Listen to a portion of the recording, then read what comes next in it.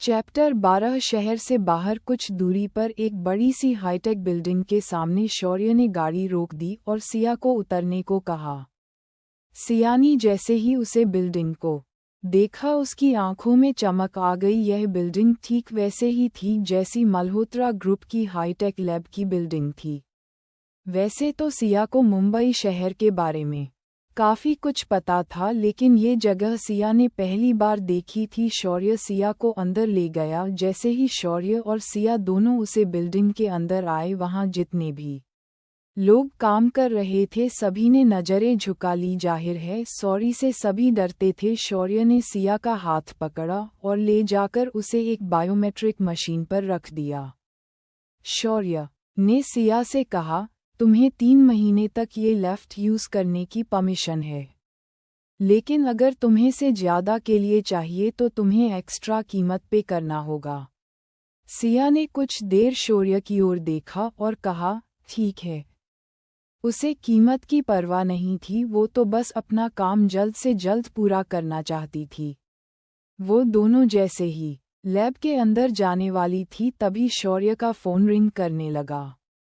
शौर्य ने जैसे ही phone pick किया और सामने वाले की बात सुनी तो शौर्य की नज़र सिया के चेहरे पर चली गई, जिसे देखकर सिया को कुछ गलत होने का अंदाजा हुआ।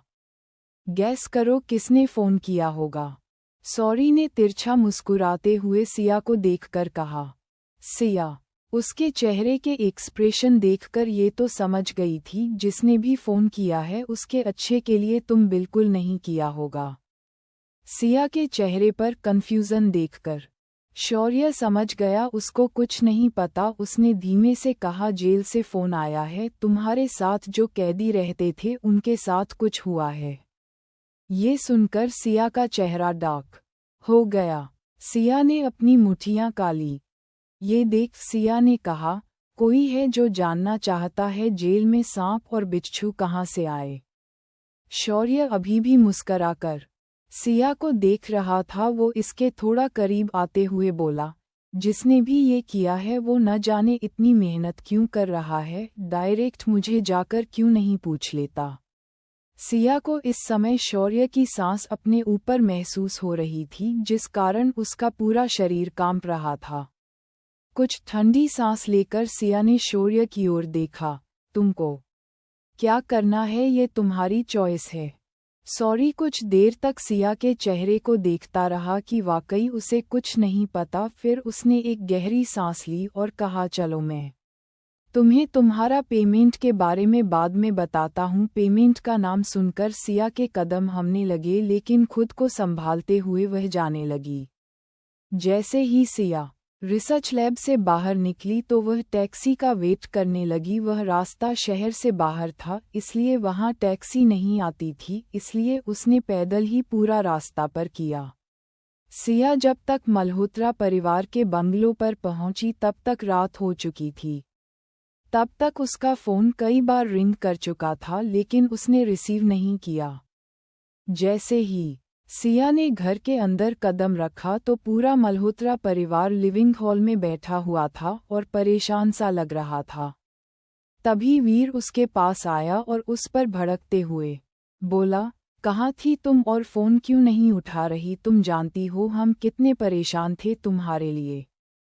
ये सुनकर सिया उसे मजाकिया रूप से मुस्कुराते हुए देखने लगी। सिया को वीर ने ऐसी पहली बार देखा था, जिसे देखकर उसका गुस्सा और बढ़ गया। वह कुछ खाने ही वाला था, लेकिन इस समय उसे आज जो कुछ उसे पता चला था वो याद आ गया और उसने खुद को शांत कर लिया और अपनी आवाज़ धीमी करके कहा, जो भी हो पर आगे से फ़ोन को इग्नोर मत करना। उसके बात करने एक गहरी सांस ली और उसे कहा, आओ मैं तुम्हारे लिए कुछ ड्रेस लेकर आया हूँ, एक बार देख लो। गर्ल्स को हमेशा अच्छी अच्छी ड्रेसेस पहननी चाहिए। उसके जस्ट बाद शिवान उसके पास आया और बोल, आज तुम यूनिवर्सिटी क्लास के लिए क्यों नहीं? कहीं तुमने लीव के लिए रिक्वेस्ट फाइल भी नहीं की थी? क्या हो गया? तभी शिवान ने भी अपनी आवाज़ धीमी की और कहा, आज तो कोई बात नहीं, लेकिन आगे से जो भी मुझे बता कर जाना। मान्य यूनिवर्सिटी में बात कर ली है आपसे, तुम मेरी ही ब्रांच में हो। तभी कबीर भी उसके पास आया और बोला, हाँ आज से कभी तुम्हारा ध्यान रखेगा, कोई भी यूनिवर्सिटी में तुम्हें परेशान भी नहीं करेगा। और तुम टेंशन मत लेना, जिन लोगों ने पहले तुम्हें परेशान किया था उनको हमने उनकी किए के लिए पुनिया कर दिया है। ये सुनकर सिया अब खुद को रोक न सकी और तेज तेज हंसने लगी। हंसते हुए उसकी आंसू आने लगे। आज वो लोग उसके लिए ड्रेसेस भी लेकर आए थे, यहाँ तक कि अपने टाइट शेड्यूल मैसेज टाइम निकालकर उसकी इंक्वायरी करने के लिए जेल भी गए। और उसे बिना पूछे इसकी ब्रांच भी चेंज कर दी, उसे एक बार पूछा भी नहीं। क्या ये लोग फिर से उससे बदला ले रहे थे? ये लोग सिया से कितनी नफरत करेंगे? आखिर ये लोग उससे चाहते क्या है? ये सब सोचते हुए उसने हंसना बंद कर दिया और सबकी ओर घूर कर देखते हुए अपनी ठंडी आवाज में बोली, इन सब की कोई जरूरत नहीं है, बस मेरे ऊपर एक मेहरबानी कर दीजिए, मेरे पर्सनल मैटर से दूर रहिए। अब वीर से बर्दाश्त नहीं हुआ और वो गुस्से में बोला, तुम्हारा दिमाग खराब हो गया है सिया, तुम इतनी अनग्रेटफुल कैसे हो सकती हो? मुझे कोई ताज्जुब नहीं हो रहा है कि लोग तुम्हें जेल में परेशान करते होंगे। एक्चुअली तुम ये सब डिजर्व करती हो। जैसे ही वीर ने ये कहा, सिया का चेहरा कला पड़ गया और वो वीर की आंखों में देखते हुए बोली, yes you are right mister Veer Malhotra, I deserved it. उसकी आवाज चाकू से भी ज्यादा तीखी लग रही थी। तुमने सही कहा, मैं डिस्टर्ब करती हूँ। अगर मेरे पास तुम्हारे जैसा आधा दिमाग भी होता ना तो मेरा एक क्रिमिनल रिकॉर्ड नहीं होता, मुझे उस जुर्म की सजा नहीं काटनी पड़ती जो मैंने किया भी नहीं। सिया ने डिस्गस्टिंग वे में वहां खड़े सभी लोगों को देखा और अपने रूम की ओर बढ़ गई। आज जो कुछ इन मल्होत्रा भाइयों ने किया है वह सब उनकी नज़र में तो एहसान है, लेकिन हकीकत सिया ही जानती है उसका कितना बड़ा है जाना। सिया को भुगतना होगा, ये सिर्फ सिया ही समझ सकती थी। सॉरी, एक सनकी आदमी था, वो कब क्या करते कि कोई नहीं समझ सकता। वो पहले ही उसकी हेल्प के लिए एहसानमंद थी और अब ये सब। वहीं उसके जाने के बाद वीर कबीर को देखते हुए गुस्से में बोला, मुझे जो करना था मैं कर चुका हूँ, अब मैं उसके लिए कुछ नहीं करूँगा, करने दो उसे वह जो करना चाहती है। ये सुन सुप्रिया जी सोफा पर बैठ गई और बोली, वो अभी भी हमसे बहुत नाराज है। और गलत भी कहाँ है? हमने सच में उसके साथ गलत किया है। सुप्रिया ने कबीर को देखते हुए कहा, जैसे ही तुम्हारे पिता वापस आ जाएं, तुम सिया को बतौर मल्होत्रा इंट्रोड्यूस कराओ। कोई भी मल्होत्रा परिवार की बेटी को जानते तक नहीं है। ये सुनकर वीर, जो गुस्से से उबल रहा था, वह अब शांत हो गया और बोला, कबीर भाई, दादा कब वापस आएंगे? क्या वह जानते हैं कि कम वापस आ गई है? 2 हफ्तों में आ जाएंगे और मैंने उन्हें सिया के बारे में कुछ नहीं बताया है, कबीर ने कहा। अरे कबीर को तो खुद भी याद नहीं था सिया के बारे में। अगर उसे दिन उसके असिस्टेंट रवि ने नहीं बताया होता कि सिया जेल से रहा हो गई है और 3 महीने की प्रोबेशन पीरियड पर है, तब जाकर तो उसे याद आया कि उसकी एक और बहन है जो एक्चुअल में उसकी बायोलॉजिकल बहन है और वो जेल में है। ये सोचकर कभी खुद को गिल्टी महसूस करने लगा और इसी चक्कर में उसने लीगल गार्डियन के रूप में खुद उसके पेपर्स पर साइन किए और प्रिटेंड किया कि सिया उसकी वजह से ही जेल से बाहर निकली है। लेकिन ये सच नहीं था, और जो कभी नहीं किया शायद उसके पिता को पसंद नहीं आए, क्योंकि उसके पिता को अपनी रेपुटेशन बहुत ज़्यादा प्यारी थी। अगर ये सच सामने नहीं आता कि उसकी बेटी जन्म के समय बदल गई है और एक गरीब फैमिली में पहुंच गई है, तो शायद वो सिया को लेकर भी न आते। सिया के जेल जाने से पहले जिन लोगों ने सिया को मल्होत्रा परिवार में देखा था वह सभी सिया को नाजायज समझते थे, और अब तो सिया का एक क्रिमिनल रिकॉर्ड भी है, जिस कारण उसके पिता उसको एक्सेप्ट करने से पहले 100 बार सोचेंगे। तभी शिवान ने कबीर के कंधे पर हाथ रखा और कहा, जब डैड वापस आ जाएंगे तो हम सब साथ में चलेंगे उनसे बात करने। चाहे कुछ भी हो, सिया हमारी बहन है। दूरी और कमरे में सिया शावर लेकर बाहर आए तो सिया एक फ़ोन की रिंग सुनाई दी।